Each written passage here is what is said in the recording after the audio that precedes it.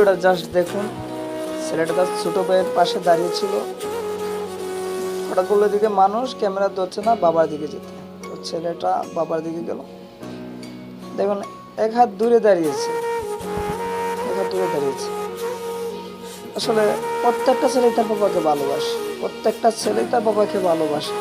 কখনো বলা হয়ে ওঠেনি বাবা তোমাকে অনেক ভালোবাসি, প্রচন্ড রকম ভালোবাসি, কখনো বলা হয়ে ওঠেনি।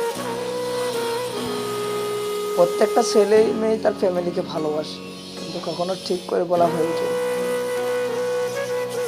যখন ছেলেটাকে তার বাবা হাত দিয়ে টানলো সামনে, ছেলেটা কান্না করে দিছে।